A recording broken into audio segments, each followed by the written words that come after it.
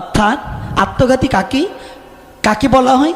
যে মনুষ্যকুলে জন্মগ্রহণ করে গলায় রশি দিয়ে মরেছে ও আত্মঘাতী নয়, একদিন না একদিন ওর মুক্তি হবে জানিবে নিশ্চয়। কিন্তু যে মনুষ্যকুলে জন্মগ্রহণ করে যে জীবনে গোবিন্দ ভজন করল না, গুরু গৌরাঙ্গের চরণে আত্মসমর্পিত চিত্ত করল না, তা সনাতন ধর্ম যদি তুমি দুই একজন অহিন্দুর যদি না মানে দু চারজনে, কৃষ্ণের কিচ্ছু আসে যায় না। কি ভগবান কৃষ্ণের কিছু আসবে যাবে?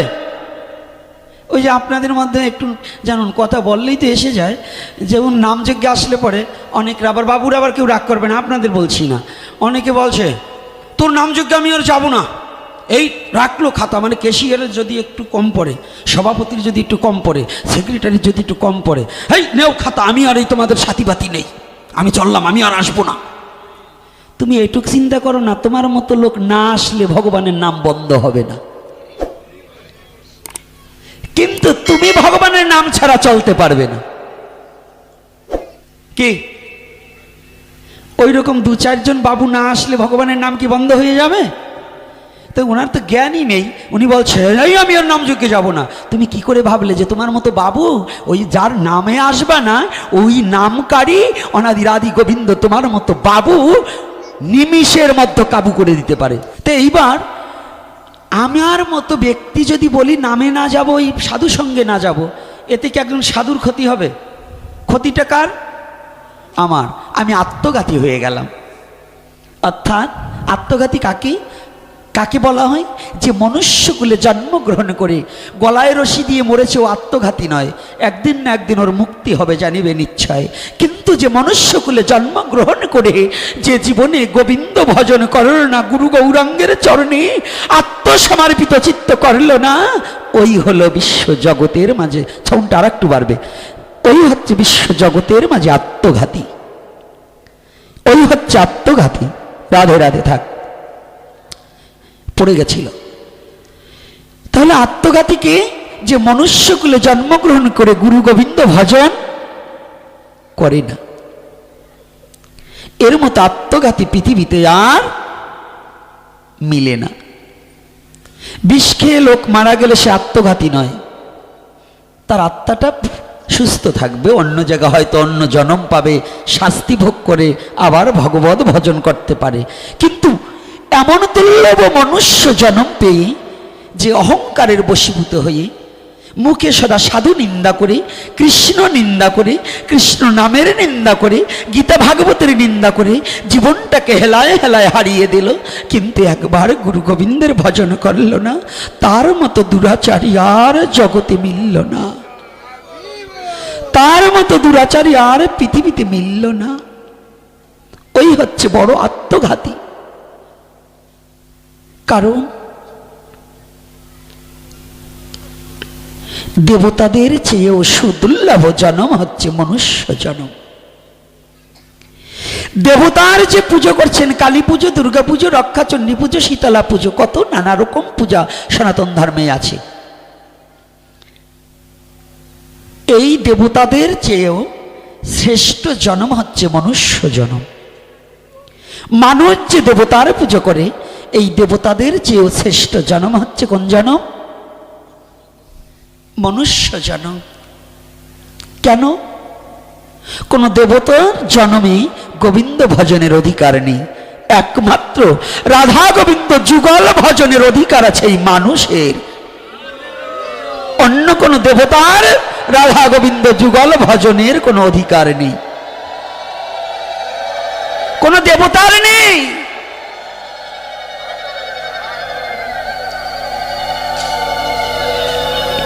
কিন্তু সেই অহংকারের বশীভূত হয়ে, অহংকারে মত্ত হয়ে, আমার নিতাই চাঁদকে পাশরিয়ে, অহংকারে মত্ত হয়ে নিতাই চাঁদকে পাশরিয়ে। তাহলে নিতাই চাঁদের কথা এখানে আসলো কেন? নিতাই হচ্ছে প্রেম দানকারী পিতা, আর মহাপ্রভু হচ্ছে প্রেম আনয়নকারী পিতা। মহাপ্রভু প্রেম এনেছে কিন্তু দিতে পারেন,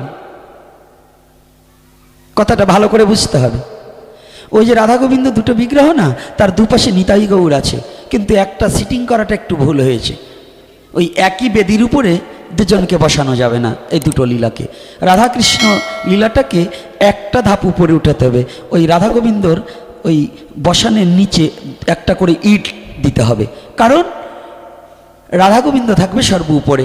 কারণ যেহেতু গৌরহরি সাক্ষাৎ ভগবান হয়ে ভক্ত বেশ ভাবাপন্ন হয়ে এসেছে, উনিও যুগল ভজনের নির্দেশনা দিয়েছে, এজন্য যুগল বিগ্রহটা একটা ধাপ উপরে থাকবে। আবার যেন বলেন না যে ভাগবতের কথা বলল না, ওই হাটে বাজারে কেউ গল্প করবেন না। আগে গ্রন্থ ভাগবত গীতা তত্ত্বটা কি, এইটার উপরে আজকে চৈতন্য চরিতামৃত থেকে একটু সিদ্ধান্তবাদের উপরে আলোচনা করব। তার আগে আমরা একটু রাধা মাধব কীর্তন করে নেব। মালাটা দাও। জয় শ্রী রাধে।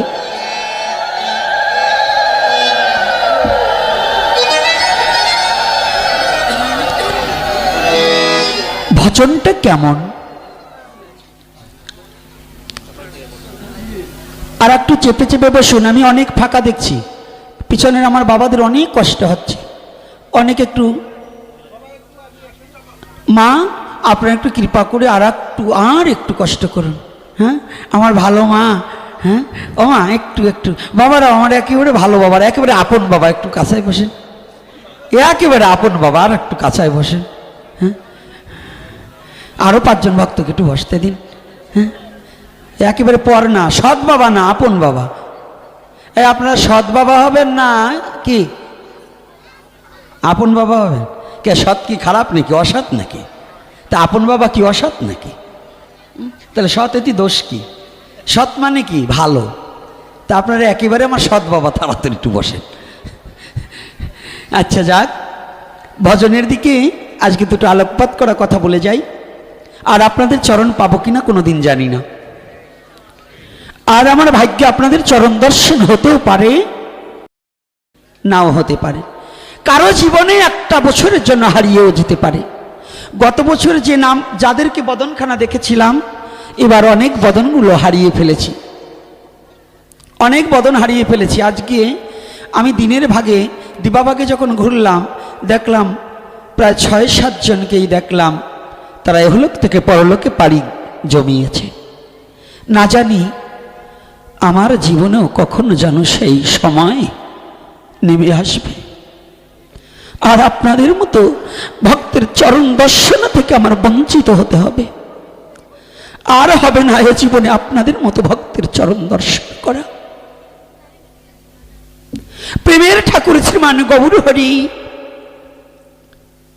দয়ানিধি ঠাকুর আমার, জগদী জীবকে মুক্তি দিবার নিমিত্তে কলিহত জীবের সহজ পন্থা বের করে দিলেন। সহজ পন্থাটা কি?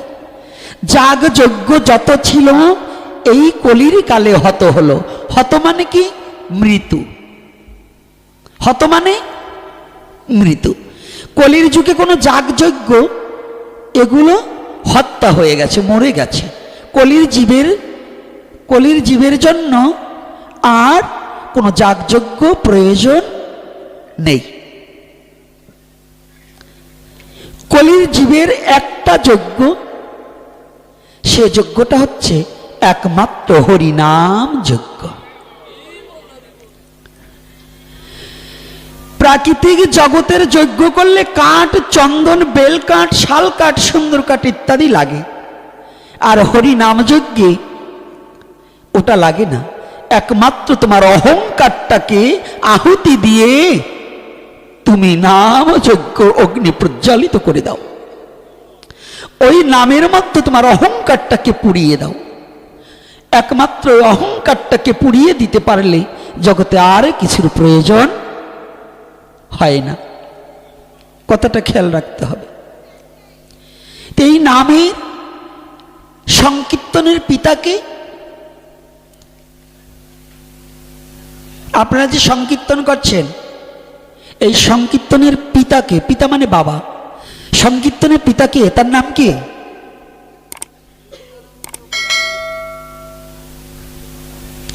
সংকীর্তনের পিতা মহাপ্রভুকে বলা হন। সংকীর্তন রতইতা কনকাবদত অজানুলম্বিত বাহু, এটা কাকে বলা হয়েছে? মহাপ্রভুকে। সংকীর্তনের পিতা। কেন? নামকে দান করেছে নিত্যানন্দ প্রভু, এটা সত্য। কিন্তু কখন? মহাপ্রভুর নির্দেশে। মহাপ্রভু কাকে কাকে? দুজন ব্যক্তিকে হরিনাম প্রচারের দায়িত্ব দিয়েছিলেন। এ দুজনই মার খেয়েছে। দুজন ব্যক্তি প্রচার করেছে, দুজনই মার খেয়েছে। এজন্য কলির যুগে সাধু নিন্দুক এবং সাধুদের অত্যাচার বেশি। কারণ যারা হরিনাম করবে তাদের মার খেতে হবে। এটা একেবারে প্রারম্ভ থেকেই হয়ে আসছে। চৈতন্য চরিতামৃত তার প্রমাণ দিয়েছে। কি করেছে? দুজন ব্যক্তিকে মহাপ্রভু সিদ্ধান্ত দিয়েছে, অন্য কাউকে হরিনাম প্রচারের সিদ্ধান্ত দেয়নি। চৈতন্য চরিতামৃত সিদ্ধান্ত দিলেন, শুনো শুনো নিত্যানন্দ, শুনো হরিদাস, সর্বত্র আমার কথা করো হে প্রকাশ, প্রতি ঘরে ঘরে গিয়া করো এই ভিক্ষা, ভজ কৃষ্ণ কহ কৃষ্ণ, করো কৃষ্ণ শিক্ষা। এ কথাটা কে বলেছিলেন? মহাপ্রভু। কয়জনকে? শ্রীবাসকেও বলেনি, অদ্বৈত প্রভুকেও বলেনি, বললেন দুজন ব্যক্তিকে। শ্রীবাসও কোনোদিন মার খায়নি, অদ্বৈত প্রভু কোনোদিন মার খায়নি, কিন্তু নিত্যানন্দ প্রভু মার খেয়েছে এবং আমার হরিদাস ঠাকুরও মার খেয়েছে। কিসের কারণে মার খেয়েছে? বলুন কিসের জন্য? মা নামের কারণে, নাম করেছে বিধায় তারা মার খেয়েছে। এই নিত্যানন্দ প্রভুকে জানেন? নিত্যানন্দের এক নাম অবধূত। নিত্যানন্দের এক নাম অবধূত। আবার ওনার এক নাম অক্রোধ পরমানন্দ। অক্রোধ পরমানন্দ। ইনি যে বড় দয়াল ঠাকুর। নিত্যানন্দের মতো এত বড় প্রেমিক, এত বড় দয়াল ঠাকুর জগতে আর মহাপ্রভুর পরে কাউকে পাবে না, কাউকে খুঁজে পাবে না। এই নিত্যানন্দ প্রভু সেদিন মার খেয়েছিল। আর একজন হরিদাসও এই মার খেয়েছিল। মহাপ্রভুর নির্দেশে যেদিন হরিদাস হরিনাম করতে প্রচার করতে বেরিয়েছিলেন, আপনাদের আছে জানা, এই হরিনাম করায় সেদিন এই নাম করছে ভোরে, নাম করিতে করিতে হরিদাস নগর কীর্তন করছে। আজকে একটা কথা বলে যাই, রাগ করবেন না। আপনারা যে নামযজ্ঞ দিচ্ছেন না, এই নামযজ্ঞের মধ্যে শ্রেষ্ঠ কীর্তন কতটুকু জানেন? বলবো? রাগ করবেন না তো? আবার কেউ কষ্ট পাবেন না। যদি কোনো কীর্তনিয়া মা বাবা এখানে থেকে থাকেন, কেউ কষ্ট পাবেন না। যাদেরকে দল বায়না করে আনা হয়, তারা কিন্তু অনেক কীর্তনিয়ে রয়েছে, হোটেল থেকে খেয়ে এসে এখানে কীর্তন করে, মাছ মাংস খেয়ে এসে। আপনার এখানে কীর্তন করবে ওই ইলিয়াতগঞ্জ বাজারে গিয়ে ডিম আমলেট করে 3টা মেরে দিয়ে আবার একটু আরছি খেয়ে এসে কীর্তন করবে। আচ্ছা, ওদের কীর্তনে কিন্তু আপনাদের পুণ্য আসতেছে না, তাহলে দিচ্ছি কেন? দিতে হয় এ কারণে, নারকেল খেতে হলে যেমন উপরের খোসাটাকে ছাড়াতে হয়, সহসা নারকেল খাওয়া যায় না খোসাটাকে না ছাড়ালে। তো তদ্রূপ ওদেরকে আয়োজন করে আমাদের যদি ভক্তি অর্ঘ্য দিয়ে, যারা 3 দিন হোক 4 দিন হোক ভক্তের আয়োজন করলে, এই ভক্তদের মধ্য থেকে এমন কোনো শুদ্ধ ভক্ত হয়তো এখানে আগমন ঘটতে পারে, তার মুখ থেকে একবার হরিনাম উচ্চারণ হলেই জীবের মুক্তি হবে।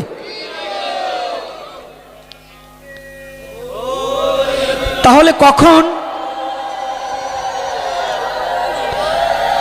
সংকীর্তন যজ্ঞে করে কৃষ্ণ আরাধন, সেই সুবিধা পায় শ্রীকৃষ্ণ চরণ। সংকীর্তন যজ্ঞে করে কৃষ্ণ আরাধন, সেই সুবিধা পায় শ্রীকৃষ্ণ চরণ। তাহলে সংকীর্তনে কাহাকে বলছে? সঙ্গবদ্ধ হয়ে যে নাম করা হয় তার নাম সংকীর্তন। সঙ্গবদ্ধ হয়ে যে নাম করা হয় তার নাম সংকীর্তন। তাহলে সঙ্গবদ্ধ কখন হন? দলে কিন্তু একটা সম্প্রদায় যখন কীর্তন করে ওরা কিন্তু সঙ্গবদ্ধ কীর্তন হয় না। কেন হয় না? যে মৃদঙ্গ বাজায় ও মৃদঙ্গই বাজায়, যে করতাল বাজায় সে করতাল বাজায়, ও কখনো কীর্তন করে না। আর যখন সন্ধ্যা আরতি করতে বসেন তখন যে মৃদঙ্গ বাজায় সেও কীর্তন করে, যে করতাল বাজায় সেও কীর্তন করে এবং ভক্তরাও। তাহলে আপনার এই নামযজ্ঞ দেওয়ার মূল তত্ত্বটা হচ্ছে সন্ধ্যা আরতির সময় নাম করা আর নাম শেষ করার দিন নগর পরিভ্রমণ করা, নগরে নগরে হরি নাম পৌঁছে দেওয়া। যে নামযজ্ঞে নগর কীর্তন হয় না ওটা নামযজ্ঞ পূর্ণ হয় না। অনেকে অহংকারের বশীভূত, আমার টাকা আছে, নামযজ্ঞ দিয়েছি, দেওয়ার কাম দিয়েছি, নগর কীর্তনে যাব কেন? কি এরকম আছে না? এই আমাদের দলের যে কয় বাড়ি ওই কয় বাড়ি যাবি, বাইরে আর যাবি না। নামযজ্ঞ দিয়ে যদি যার মনে এই দলাদলি ভাব আছে তার জীবনেও নামযজ্ঞ দিয়ে কোনো লাভ হবে না, আরো নরকে যেতে হবে। কে কষ্ট পাচ্ছেন নাকি? নামযজ্ঞ দিলে কৃষ্ণবাবু যদি মনে করে আমার বাবার ভিটায় নামযজ্ঞ দিয়েছে আমি বুঝি কিছু হয়ে গেছি, কিচ্ছু আও নেই বাবা। অর্থাৎ তুমি আজকে ভিখারি, তুমি ভিক্ষার দরজাটা খুলে দিয়ে দুটি হাত পেতে দরজায় বসে থাকবে। হে সাধুগুরু মহাপুরুষ, তোমরা যারা কৃপা করে এসেছো তোমাদের চরণ ধুলি আমার পিতৃভিটায় দিয়ে যাও, এই বংশে যত সন্তান আসবে তারা যেন শুদ্ধ কৃষ্ণ ভক্ত হতে পারে। এইভাবে যদি কেঁদে কেঁদে কৃপা ভিক্ষা চেয়ে যদি রাখতে পারে, যদি ভক্তের কৃপা হয় তবে তাদের জন্ম ধন্য হয়ে যাবে। নাকি মিথ্যা বলছি? এটা সত্য না মিথ্যা? তাহলে অহংকার থাকলে কোনো কিছুই সম্ভব নয়। তাহলে নামযজ্ঞর মূলত কারণ কি? যেখানেই যত বড় অনুষ্ঠান করেন যদি সংকীর্তন নগর কীর্তন না করতে পারেন আর যদি সন্ধ্যা আরতির কীর্তন আপনি না করতে পারেন তাহলে আপনার কীর্তনের পূর্ণতা হবে না। কতটা খেয়াল করবেন। তবে আপনাদের এই কুমিল্লার মধ্যে মুরাদনগর থানা অধীন এই যে ইসের পরে ওইটা হচ্ছে মা সিদ্ধেশ্বরীর বাড়ি যেন কোথায়, আন্দিকুট। আন্দিকুটের একটা রিপোর্ট আছে, যারা গিয়েছেন বাতাসা শীতার্থে ওই জায়গার কীর্তনই বন্ধ হয়ে যাওয়ার কায়দা। আর কিছু সংখ্যক লোক যায় ব্যাগ নিয়ে শুধু বাতাসা কুড়াবার জন্য। কি এরকম আছে না? তাই ওখানে হচ্ছে বাতাসা খাওয়ার লোভেও কিছু কিছু লোক যায়। তো এই যে বাতাসা সংকীর্তনের মধ্যে কখন বাতাসা ছিটাতে হয়? এই নামযজ্ঞের স্টেজে নয়। বাতাসার সৃষ্টি কোথা থেকে ছিটানো এইটা আগে আজকে বলবো। নিয়ম কি আর কোন সময় ছিটাতে হয়? সর্বপ্রথম কে ছিটিয়েছিল, কেন ছিটিয়েছিল, আর কিভাবে ছিটিয়েছিল? বাতাসা খালি কুড়িয়ে খান আর এই আসনটারে নষ্ট করেন। বাতাসা পয়সা থাকলে 5 কেজি কেনা যায়, কিন্তু বাতাসা ছিটালে লাভ হয় না। কেন লাভ হবে না? বাতাসা যেখানে ছিটাবার কথা সেখানে আপনারা বাতাসা দেন না, বাতাসা দেন অজাগায়। অর্থাৎ যেখানে প্রেম উৎপন্ন হবে, যেখানে এসে একটু পরে ওখানে গড়াগড়ি দেবে, ওই একজন ভয়তে বাতাসার ওই চিনি লেগে থাকে, ওই ভয়তে ভালো শার্ট নিয়ে গড়াগড়ি দেয় না।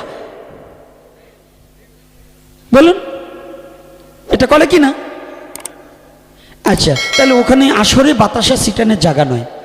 এই সর্বপ্রথম বাতাসা এই হরির লুট দিয়েছিল কে? এই কলির যুগে হরিদাস। কি করে দিয়েছিল? ওই যে বেনাপোল দেখেন না, বেনাপোল, হ্যাঁ, বেনাপোলের ওপারে হচ্ছে হরিদাসপুর আর এপারে বেনাপোল। আচ্ছা, ওই বেনাপোলে পাটবাড়ি আছে না, ওই হরিদাসপুর আর পাটবাড়ি তখন কিন্তু ঠাকুর হেঁটে হেঁটে যাওয়া আসা করতেন। তখন কিন্তু ওই তার কাটার বেড়া ছিল না, তখন ভারত বাংলা ছিল না, তখন ওই আমাদের এই বাংলাদেশও ভারতের আওতা অধীন ছিল। নাকি? রাধে রাধে। তো তখনকার কথা বলছি। ঠাকুর হরিদাস ওই একটা গান বেরিয়েছে ওখান থেকে, কি জানেন? সাদের বাতাসা তোর লাগি মোর কীর্তনে আশা। হ্যাঁ, কি আছে না? আজকে আমি বুঝি না, আমার পাশে যেটা বসে রয়েছে ওর কি যে দুঃখ আছে তা জানি না, মুখে হাত দিয়ে বইছে, মানে কি যে দুঃখ। বিয়ে করে নাই, বিয়ে করলে বলতাম যে তোর শাশুড়ি মরছে তুই দুঃখ পাইছিস। করিস নি বিয়ে, তো মুখে হাত দিয়ে যদি হরি কথা শুনবার এসে মুখে হাত দিতে হয়, তো কি বেগুনে লস গেছে নিশ্চয়। এ নিয়ে যে কি জ্বালায় আসি আমি বুঝতে পারি না, এগো নিয়ে যে কি যন্ত্রণায় আসি এটা আমি বুঝাতে পারবো না। কত বড় অলস এগুলো। এই আপনাকে চাল ডালগুলোই নষ্ট করে খাইয়ে খাই, খালি আলসেমি করে। কিছু বলবা না কালকে গাড়িতে নিয়ে, আজকে আর বলবো না আপনাকে সামনে। এত কিছু বললে আবার কালকে মন না দেয় আমি যাবো না, তাহলে এখন আমার বিপদ না। তাই এবার দেখুন হরিদাস ঠাকুর তখন এই হরিদাসপুরেও যেতেন এবং বেনাপোলেও থাকতেন। তবে ওনার কাজ ছিল কি হরিনাম প্রচার করা। তবে তৎকালীন সময় শৈব শাক্ত গণপত্য সৌর এই মতপত্রে বেশি ছিল। বৈষ্ণবীয় পথ আদর্শটা খুব কম ছিল। যারা শিব ভজন তারা বৈষ্ণবদের চোখে মোটে দেখতে পারতেন না। হিংসাটা আগেও ছিল। হিংসা যদি না থাকতো মহাপ্রভু কতই কাশীতে বসে বসে দই দরবার করে কাশী মিশ্রকে দলন করেছিল। যারা এখানে শাস্ত্রজ্ঞ জানা আছেন কি করেনি, মহাপ্রভু অনেক পণ্ডিতদের হটাইয়েছে না। তো হিংসাটা তখনও ছিল। তবে তখনকার হিংসা আর এখনকার হিংসা একটু ব্যতিক্রম। তখন মানুষে মানুষে হিংসা ছিল, আর এখন মানুষের মধ্যে পশু আর মানুষের হিংসা হয়েছে। তো এইবার হরিদাস ঠাকুরের কর্মটা ছিল হরিনাম প্রচার করা। তো নাম প্রচার করছে কি করে? প্রতিটা দিনে দিবা ভাগ শেষ হলে রাত্রিতে বসে বসে নিজের আত্মোন্নতি প্রকল্পে হরিনাম জপ, আর ঠিক ব্রহ্ম মুহূর্তে স্নানে করে বদনে মধুমাখা হরিনাম করিতে করিতে উচ্চ স্বরে হরে কৃষ্ণ নাম গাহিতে গাহিতে গাহিতে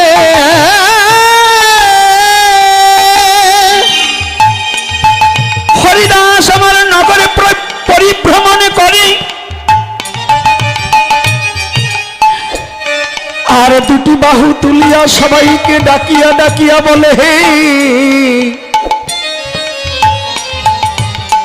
ভাই একবার বদনে কৃষ্ণ নাম করো।